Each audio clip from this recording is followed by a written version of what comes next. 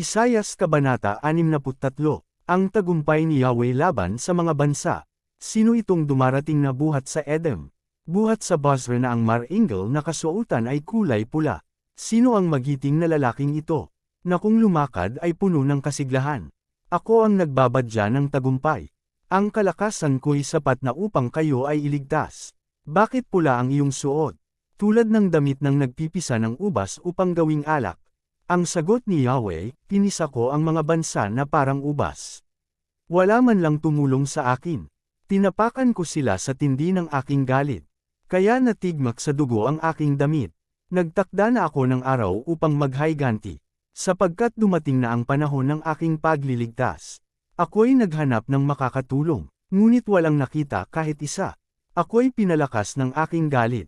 At mag-isa kong nakamit ang pagtatagumpay. Sa tindi ng aking galit ay dinurog ko ang mga bansa. Aking ibinuhos ang kanilang mga dugo sa lupa. Ang kabutihan ni Yahweh sa Israel. Aking sasaysayan ang pag-ibig ni Yahweh na hindi nagmamaliw.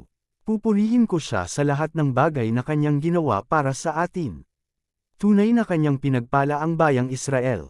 Dahil sa kahabagan niya at wagas na pag-ibig. Sinabi ni Yahweh, sila ang bayan ko na aking hinirang. Kaya hindi nila ako pagtataksilan. Iniligtas niya sila, sa kapahamakan at kahirapan, hindi isang anghel, kung hindi si Yahweh mismo ang nagligtas sa kanila. Iniligtas sila dahil sa pag-ibig niya't habag, na sa simula pa ay kanya nang ipinakita.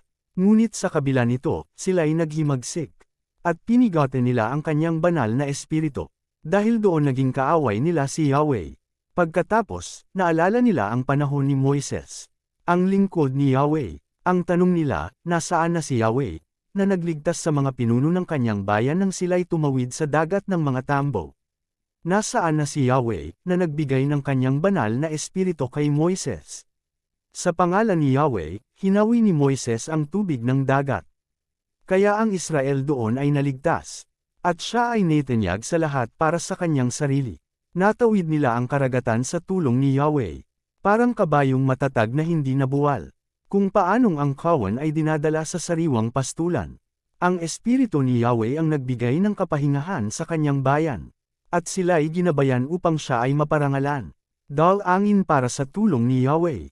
Magmula sa langit tunghayan mo kami Yahweh. At iyong pagmasdan mula sa iyong dakila at banal na trono.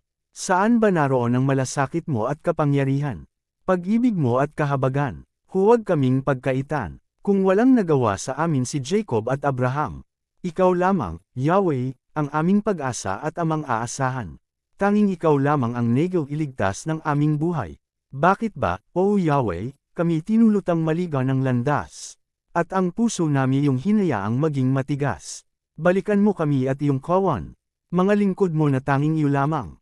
Kami, na iyong banal na bayan ay sandaling itinaboy ng mga kaaway.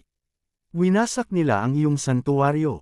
Ang turing mo sa amin ay parang hindi mo pinamahalaan. Ang nakakatulad ay mga nilalang na di nakaranas na iyong pagharian.